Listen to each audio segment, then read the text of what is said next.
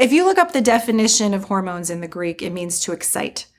Okay, so estrogen is a hormone that is a nourishing hormone. It's a growth hormone, but it needs to be in balance with progesterone, which is, a calming hormone. And so a lot of times if there is a mood disorder like PMS or PMDD, we need to really take a look at the balance of to start with those hormones. There's more things to do with it, but that's a basic start with things. And that can be with a blood test, can be saliva testing, can be urine testing. There's many ways to do it. It just depends on what we're looking for and what's going on with you. Every person is so individualized.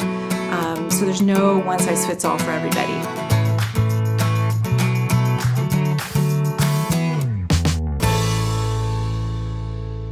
So what causes hormonal imbalance? Can be many things. It can be having not enough sleep. It can be eating the wrong things for your body. So there can be some genetic or epigenetic piece to that.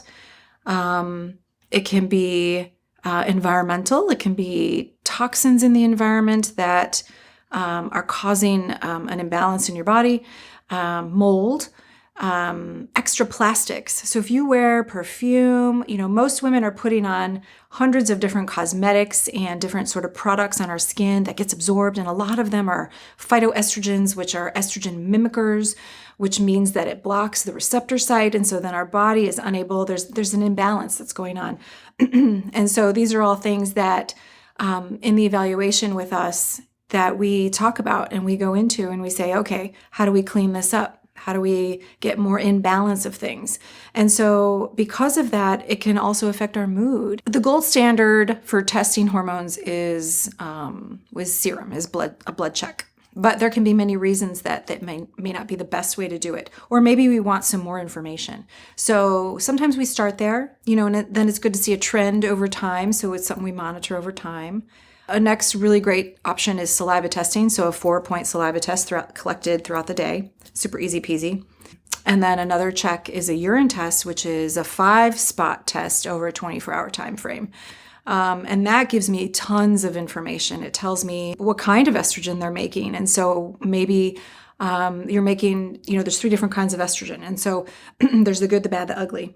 And so, we're watching those things. And if somebody's making too much of the bad or the ugly, well, then we want to support that so that we can push more of that estrogen to go towards the good. So they're, again, all about a balance and a symphony. And I don't know that stuff unless we're testing. So people sometimes have, PMDD or PMSy symptoms, depending on the severity. Some women have PCOS, polycystic ovaries. Some women have an insulin resistance. Some women have, irregular cycles.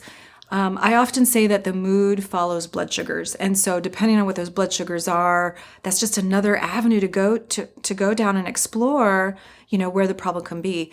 Some women have just foggy thinking, fatigue, tired, just checking the basic hormones is just the tip of the iceberg. We really need to look at cortisol, DHEA, testosterone, the androgen balance. It all creates the symphony. They all come together. And we're constantly looking upstream to see where we need to support. One client I have came to me for some anxiety and some PMSy stuff. So did some lab work, and lo and behold, she's a budding diabetic. She'd never really had labs done before, but diabetes is strong in her family. So, I put her on a regimen. After testing, we did serum testing with her. So a comprehensive panel that was, specific to her, and discovered, she's got inflammation. There's a couple of inflammatory markers that can be looked at to see, where the inflammation lies. And so supporting those pathways is super important. But anyway, so put her on an amazing protocol. And after 3 months, we repeated just some very specific labs, and we're already seeing success, and she's not on meds yet. Part of the reason that, we did that, I'm not an endocrinologist. I don't treat diabetes per se. Obviously, people come to me with the mood issues, but look at all the things we discover. And then, we're referring to the right person. We're getting getting you out to the specialist that you need to be with. But all that to say, getting somebody at least started down the pathway of support can be done while she's waiting to get in to see the specialist. And so she was very grateful and feeling a little bit better. And so I'm excited for her. And she was excited to tell me about it.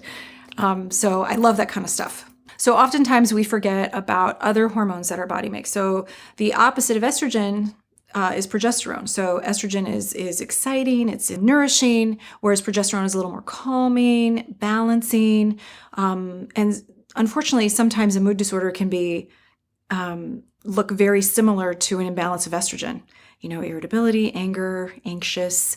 And so oftentimes we think it's estrogen when in reality it's progesterone. So again, by checking those things, we can see where the imbalance lies, and doing a full exam and being just really comprehensive in what we're doing so that we don't miss something, so that we're making sure that we're doing this the right way and not just looking at one thing and thinking that we're going to catch all of it. So you don't have to suffer.